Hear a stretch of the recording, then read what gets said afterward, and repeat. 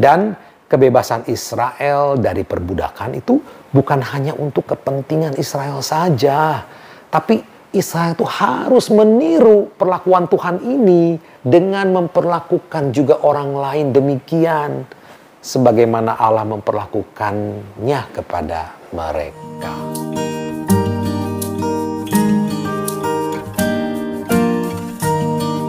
Shalom, kita sampai episode yang ke-13 dan ini adalah kisah perjalanan menuju Gunung Sinai di mana Musa akan diperkenalkan 10 perintah Allah oleh Tuhan. Di tradisi Yahudi kuno itu ada menghitung Israel itu berjalan 6 minggu ketika sampai di Gunung Sinai. Dan kemudian ada 7 hari tambahan untuk persiapan perkemahan di kaki gunung. Jadi sebelum Tuhan itu memperkenalkan 10 perintah Allah. Jadi total ada berapa? 7 minggu atau 49 hari. Nah ini menjadikan hari pewahyuan Tuhan itu jatuh pada hari ke-50. Nah ini akan menjadi pesta Pentakosta Yahudi, ya, yang arti harafiahnya adalah 50. Untuk memperingati hari di mana diturunkannya Taurat. Pembaca yang teliti akan mencatat bahwa nama gunung ini berubah dari nama Gunung Horeb pertama kali itu menjadi Gunung Sinai. Ketika Musa kali ini datang bersama orang-orang Israel, ya, rombongan. Keluaran 19 ayat 1 dan 18. Kata Ibrani untuk semak, ya, dulu bertemu di semak belukar itu adalah sene. Nah, dalam kitab nama-nama ini, kitab Keluaran maksudnya, Horeb menjadi Sinai, ini kan untuk artinya mengingatkan pertemuan besar Musa terdahulu dengan Tuhan di semak yang terbakar itu. Seperti Tuhan pernah memberikan tugas kepada Musa ketika saat pertama kali bertemu di semak terbakar, sekarang juga Tuhan memberikan tugas kepada bangsa Israel di gunung yang sama ini. Israel itu akan menjadi apa? Bangsa pilihan dan kerajaan imam. Keluaran 19 ayat 5 dan 6. Waktu peristiwa keluaran, anak sulung itu ditahbiskan untuk sebagai apa? Pelayanan imamat, ya. Itu bisa dibaca di Bilangan 3 ayat 11 sampai 13. Nah, serupa dengan itu, sebagai anak sulung Tuhan, Israel ditahbiskan untuk pelayanan Tuhan, ya. Ini maksudnya adalah arti dari kerajaan para imam itu, ya. Jadi dia ditahbiskan untuk pelayanan Tuhan. Jadi kalau Israel itu adalah kerajaan imam, kepada siapa sebetulnya ia harus melayani? Nah, itu pertanyaannya kan. Jawabannya adalah seluruh bangsa. Seperti diberitahukan kepada Abraham, ya, yang akan menjadi saluran berkat untuk seluruh bangsa. Jadi bukanlah agar Israel itu menjadi bangsa yang lain sendiri gitu, tetapi sebetulnya Tuhan ini memberkati Israel agar menjadi berkat bagi seluruh bangsa. Tapi ada tantangannya, yaitu jika Israel taat pada Tuhan. Ada jikanya. Nah, dengan Israel akan menjadi kerajaan imam dan merancang, ya, agar berkat Tuhan itu diteruskan kepada seluruh bangsa, maka Israel itu harus apa? Menjaga kekudusan. Untuk itulah diturunkannya 10 perintah Allah, yaitu untuk membentuk kehidupan supaya mereka itu betul-betul mendapat kepenuhan berkat dari Tuhan. 10 perintah Allah ini akarnya dari apa? Peristiwa keluaran. Ya, harus dibaca di dalam konteks itu, sehingga jangan dibaca sebagai hukum yang legalistik, yang sempit, ya. Contohnya misalnya Keluaran 20 ayat 2. Akulah Tuhan Allahmu yang membawa engkau keluar dari Mesir, dari tempat perbudakan. Jadi di dalam konteks hubungan, perintah itu muncul setelah Tuhan itu dengan kasihnya membebaskan Israel dari perbudakan. Jadi hidup menurut 10 perintah Allah sederhananya apa? Membalas kasih Tuhan, ya. Nah, Di 10 perintah Allah, bagian pertama itu menyinggung apa? Hubungan Tuhan dengan manusia. Perintah misalnya, jangan ada Allah lain di hadapanku. Itu diambil dari 20 ayat 3. Ini kan soal monoteisme. Penolakan Allah-Allah lain kan menjadi pusat konflik antara siapa? Firaun dan Tuhan. Sudah kita bahas. Nah, terus kemudian perintah jangan membuat patung juga terkait dengan apa? Dengan kebiasaan di Mesir yang memuja ciptaan sebagai perwujudan yang ilahi. Terus ada tulah-tulah dari Allah itu kan mengajarkan bahwa Tuhan itu lebih berkuasa daripada segala ciptaannya, ya, dan tidak untuk dipuja sebagai berhala. Nah, kemudian ada perintah jangan menyebut nama Tuhan dengan sembarangan, ya, dengan sia-sia, 20 ayat 7. Ini mengikuti kekudusan nama Tuhan di Keluaran 3. Menyebut nama Tuhan adalah sebetulnya memohon kehadirannya. Jadi harus dengan hormat dan penuh kasih. Menyebut nama Tuhan tanpa memperhatikan kehadirannya, itu adalah memanggil Tuhan dengan sia-sia. Tradisi Yahudi belakangan itu menjaga hal ini dengan apa? Hanya imam di bait suci yang boleh menyebut nama Tuhan, ya, Yahweh. Tuhan hanya disebut di bait suci di mana ia hadir. Kemudian perintah ingatlah dan kuduskanlah hari Sabat. 6 hari kamu harus bekerja, namun hari ke-7 adalah hari untuk Tuhan. Keluaran 28 sampai 10. Karena ini mengingatkan kembali akan perjuangan Israel untuk apa? Melayani Firaun atau Tuhan. Ya, kita sudah bahas ya.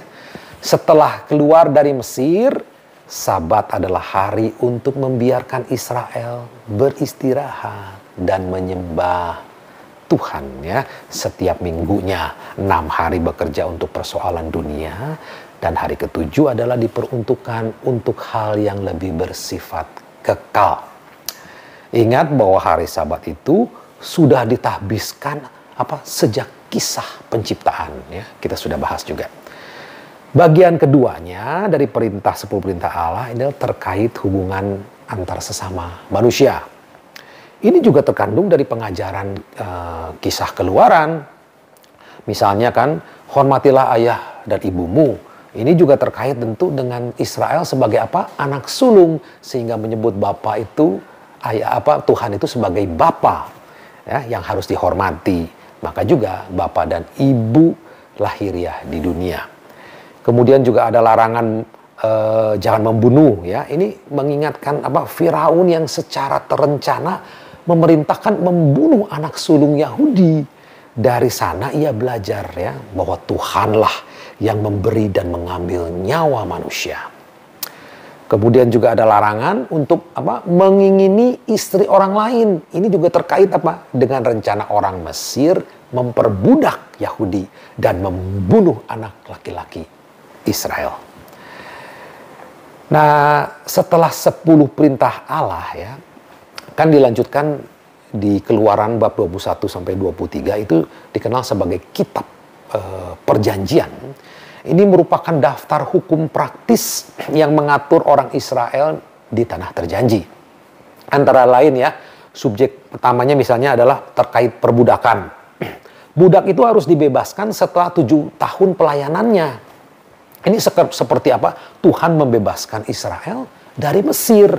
Jadi ada pengulangan peringatan untuk orang asing dan pendatang supaya diperlakukan dengan kasih. Karena Israel juga adalah pendatang di Mesir. Dan kebebasan Israel dari perbudakan itu bukan hanya untuk kepentingan Israel saja. Tapi Israel itu harus meniru perlakuan Tuhan ini dengan memperlakukan juga orang lain demikian. Sebagaimana Allah memperlakukannya kepada mereka. Jadi tujuannya itu.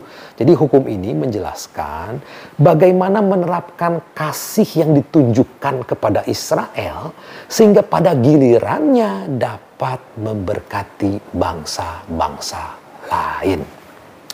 Itu, ya.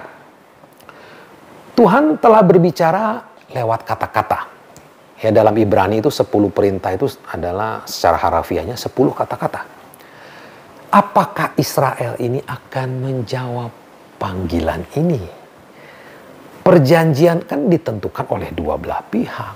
Allah itu tidak memaksa.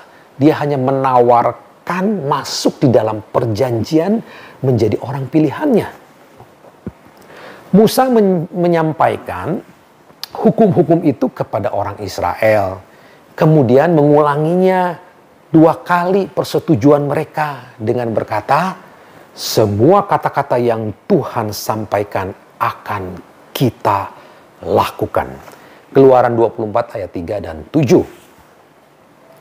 Musa dan beberapa pemuda kemudian mendirikan altar 12 pilar untuk 12 suku mempersembahkan kurban bakaran dan kurban perdamaian. Kemudian Musa melempar setengah darah ke altar dan setengah lagi kepada umat, ya. Ini adalah simbol perjanjian keluarga, kita sudah bahas ya, antara Tuhan dengan Israel. Jadi perjanjian kuno menjalin kekerabatan seumur hidup antara kedua belah pihak yang mengindikasikan bahwa sebuah keluarga baru terjadi lewat perjanjian. Ingat, ada 2 metafor utama perjanjian antara Tuhan dan Israel. 1, status sebagai anak dengan Tuhan sebagai bapa. Kedua adalah status perkawinan dengan Israel itu adalah mempelainya Allah. Ya, karena anggota keluarga ini kan berbagi darah, demikian juga perjanjian yang diatur Musa itu perlu darah. Darah untuk Tuhan dalam hal ini diwakili oleh altar dan darah untuk Israel. Ya, itu. Nah, di dalam perayaan ini juga ada perjanjian terkait aturan tentang makanan. Ini satu elemen penting lagi lainnya di dalam sebuah perjanjian. Berbagi daging kurban binatang dan memakannya di dalam hadiratnya. 24 ayat 11. Setelah perjamuan makan, Tuhan memanggil Musa ke atas gunung. Keluaran 25 sampai 31 ya. Gunung ini dibungkus dengan api dan asap di mana Musa itu masuk dalam awan kemuliaan Tuhan untuk menerima instruksi terakhir Tuhan. Setelah menerima hukum Tuhan, sekarang menerima terkait aturan peribadatan, liturgi. Nah, peraturan liturgi ini penting. Kenapa? Sekarang Israel kan telah menerima hukum Taurat. Dan misinya akan menjadi bangsa imam. Mereka tuh akan meninggalkan Sinai dan segera kembali ke tanah terjanji. Dan janji Tuhan kepada Abraham itu akan memberi keturunan yang banyak ya setelah dibebaskan dari budak. Pertanyaannya kemudian adalah setelah meninggalkan gunung yang kudus ini, apakah Israel juga akan meninggalkan hadirat Tuhan? Maka jawabannya adalah peraturan ibadah, liturgi yang disampaikan ke Musa di atas gunung. Ini menjawab dengan jelas, yaitu dengan Mendirikan kemah suci atau tabernakel, ya, di mana Tuhan ini hadir selamanya lewat ibadah yang menghadirkan Tuhan di tengah-tengah Israel.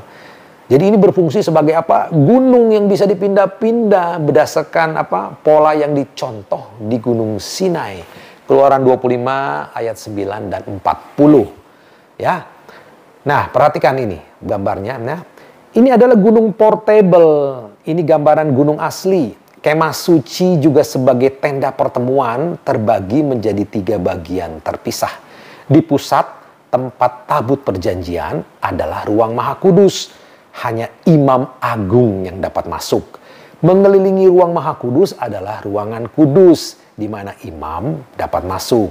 Lalu ada pelataran yang dapat diakses umat yang dalam keadaan bersih. 3 batas ini menyerupai batas di Gunung Sinai. Orang-orang Israel kan dapat berkemah di kaki gunung ya selama keadaan bersih. 19 ayat 12-15. Hanya penatua dan imam yang bisa naik gunung. 24 ayat 9 sampai 11. Dan hanya Musa yang dapat mencapai puncak.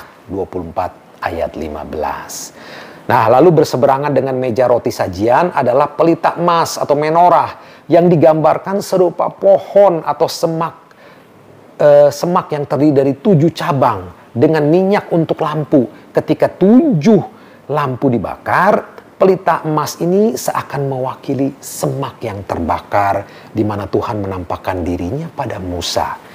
Jadi kehadiran Tuhan di gunung itu diabadikan melalui tabut perjanjian, tabernakel, dan peribadatan liturgi. Ya. Nah, saudara-saudara ya, teman-teman, hubungan antara Sinai dan liturgi Israel ini juga dijumpai di dalam pakaian imam. Keluaran bab 28-29 ini ada 8 uraian tentang pakaian imam yang dibahas dengan cukup mendetail, tapi tanpa menyebut sepatu, sandal sepatu kan. Nah, ini kan seperti Musa yang diminta untuk menanggalkan kasutnya. Imam yang melayani di kemah suci juga akan berdiri di tanah yang kudus. Jadi tujuan tabernakel atau kemah suci ini dan peribadatannya adalah untuk mengabadikan kehadiran Tuhan di Sinai bersama orang-orangnya kemanapun mereka pergi. Baca ya, Keluaran 29 ayat 45 sampai 46. Jadi di sini Tuhan menyampaikan tujuannya peristiwa keluaran itu, bahwa aku akan tinggal bersama-sama dengan mereka. Jadi peribadatan dan hukum adalah untuk membawa Israel ini ke dalam relasi yang intim dengan Tuhan. Ya, kemunculan Tuhan di dalam semak terbakar di atas gunung akan dihadirkan lewat tabernakel. Tabernakel yang dapat dibawa dengan tabut perjanjian akan senantiasa menghadirkan Tuhan berjalan bersama orang-orangnya. Jadi meninggalkan Sinai itu bukan berarti meninggalkan Tuhan. Yaitu poinnya. Baik, sampai di sini dulu episode ini. Kita akan lanjutkan nanti ya dengan episode berikutnya. Tuhan Yesus memberkati. Amin.